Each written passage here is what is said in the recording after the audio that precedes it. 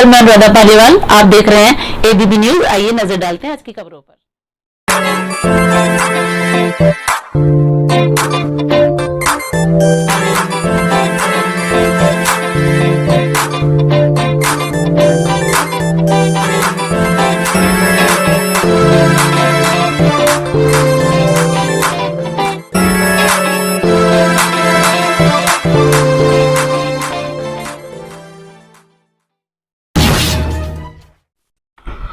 नमस्कार, आप देख रहे हैं एबीपी न्यूज। मैं हूं आपके साथ आपका दोस्त, आपका होस्ट संजय शर्मा। आज हम चलेंगे बिहार में।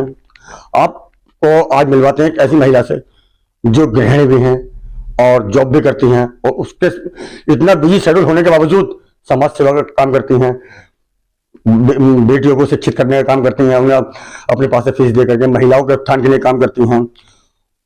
उजाला सामाजिक सेवा संस्था की वो सेवा समिति की अध्यक्षा हैं। इनका नाम है नीलम शर्मा। तो आज हम बात करेंगे नीलम शर्मा जी से। नीलम शर्मा जी, बहुत बहुत स्वागत है आपका हमारे न्यूज चैनल में। आप एक गृहिणी से लेकर के और जॉब तक, और उसके बाद इतना मतलब बच्चों का काम भी, पति भी हैं, उनके लिए खाना बनाना, उनके लिए काम करना, फिर उसके बाद जॉब पर जाना, उसके बाद समाज के लिए काम समय निकालना, ये कठिन शेड्यूल है। इसके बारे में हमें बताइए आप। हाँ, है तो ये डिफिकल्ट काम ही, लेकिन एक सोच अगर इंसान के पास अच्छी होती है और एक सकारात्मक सोच उसके पास होती है तो nothing is impossible in this world. Everything is possible. हर चीज संभव है। इंसान कहता है कि मेरे पास समय नहीं है, लेकिन ऐसा बिल्कुल नहीं है। समय होता है, लेकिन अगर उस समय को उचित और अच्छे तरीके से उपयोग किया जाए तो हम महिलाएं हर क्षेत्र में आगे बढ़ सकती हैं। मैडम, कब से आप समाज सेवा कर रही हो? कितने बच्चों का उत्थान करा, कितनी महिलाओं का उत्थान करा? मैं 8-10 साल से बहुत एक्सट्रीम में समाज सेवा के संपर्क में हूँ। मतलब लोगों के संपर्क में हूँ, महिलाओं के संपर्क में हूँ, बच्चों के संपर्क में हूँ, और शिक्षा के माध्यम से, क्योंकि मैं एक शिक्षिका हूँ, तो शिक्षा के माध्यम से बेटियों की फीस जमा कराना, उनको शिक्षित करना, उनको स्वावलंबी बनाना, उनको अच्छा रास्ता दिखाना, इस तरीके से हम लोग बेटियों को शिक्षा के माध्यम से आगे बढ़ा रहे हैं। क्योंकि शिक्षा एक ऐसी सोच है जिसके माध्यम से हम समाज में परिवर्तन कर सकते हैं। तो 30 से ज्यादा बेटियों की फीस हम लोग सबमिट कर चुके हैं, जमा करा चुके हैं। उनमें कुछ बेटियां बीए में भी हैं, बीए सेकेंड ईयर में एक बेटी आ चुकी है।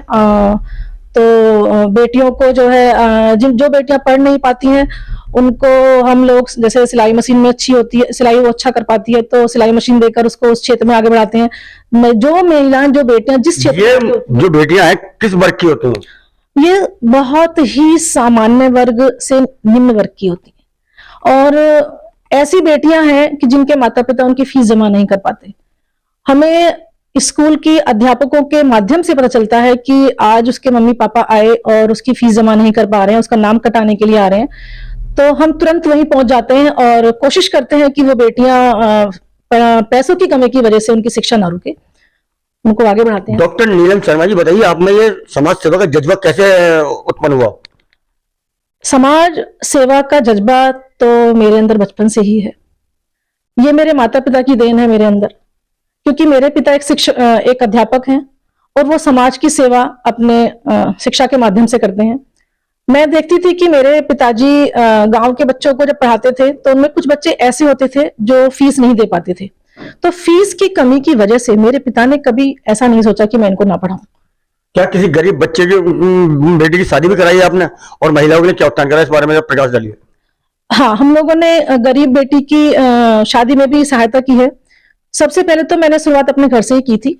मेरे यहाँ पे काम करने के लिए आती हैं एक अम्मा जी, उनकी बेटी की शादी थी, तो उन्होंने कहा कि मैम थोड़ी सी हेल्प हो जाए। तो मैंने सभी पड़ोसियों से कहा कि भाई आप जितना भी हेल्प कर सकते हैं आप उनकी हेल्प कीजिए। तो मेरी गली के सभी महिलाओं ने, किसी ने साड़ी देकर, किसी ने पैसे देकर उनकी हेल्प की। तो शुरुआत मैंने अपने घर से ही की। महिलाओं के लिए, जो गरीब तबके की महिला, उसके लिए क्या आपने उत्थान किया? गरीब जो बेटियां हैं उनको शिक्षा के माध्यम से ऊंचा उठाया है। नहीं, महिलाओं के बारे में बात कर रहा हूँ। महिलाओं में ऐसा है कि 2017 से पहले सिकरोड गांव है और एक पुसरिया गांव है, वहां पर बेटियों के लिए सिलाई सेंटर और ब्यूटिशियन का सेंटर ओपन कराया था किसी दूसरी संस्था के साथ मिलकर। तो वहां पर हम लोगों ने बेटियों को जो है मतलब सिलाई सिखाई। और एक मेन चीज वहां पर हमने ये की कि बेटियों को उसकी गांव की बेटियों को उसी में रोजगार मिले।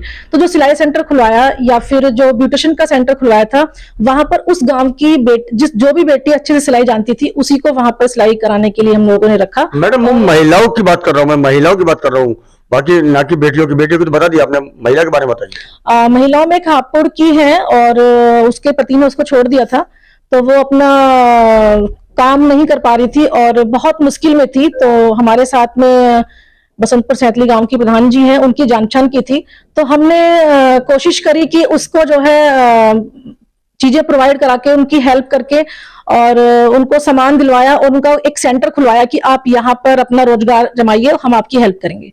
और दूसरे नंबर पर यहाँ पर एक देधा में है, एक बेटी है। हम लोग जब वहां उस गांव में गए तो हमें पता चला कि इसके हस्बैंड ने इसे छोड़ दिया है। तो उस महिला को भी हमने आगे बढ़ाया, उसको हमने एक स्कूल में जॉब दिलवाई और बात करके कि भाई ये बहुत परेशान है और अपने ही बल पर ये आगे बढ़ना चाहती है। तो इस तरीके से हम लोगों ने उन महिलाओं की भी हेल्प की। अब आगे क्या प्लानिंग है आपकी, किस तरीके से समाज सेवा करेंगे? समाज सेवा तो हम लोग अन्य तरीकों से कर ही रहे हैं, लेकिन मैं देख रही हूँ कि जिस तरीके का वातावरण हम लोग देख रहे हैं जिसमें हम सांस लेना बहुत मुश्किल हो पा रहा है, तो पर्यावरण के क्षेत्र में भी, शिक्षा के क्षेत्र में भी और अन्य सामाजिक संस्थाओं के क्षेत्र में भी हम लोग की प्लानिंग है कि स्वास्थ्य के बारे में क्या कहना है आपका? स्वास्थ्य के बारे में कि मैं वैसे तो अखिल भारतीय ध्यान योग संस्था से भी जुड़ी हूँ और योगा भी कराती हूँ, योग भी करती हूँ और मैंने ग्रामीण क्षेत्रों में बच्चों को योग की शिक्षाएं भी दी हैं। तो योग के माध्यम से और पर्यावरण में प्लांटेशन करके या फिर हम लोग जो है और अन्य क्षेत्र में काम करके महिलाओं को और सामाजिक क्षेत्र में काम करके हम लोग आगे बढ़ाना चाहते हैं उनको। जो बहुत बहुत धन्यवाद। ये थी डॉक्टर नीलम शर्मा जी, बहुत बहुत धन्यवाद आपका नीलम शर्मा जी, आपने हमें समय दिया।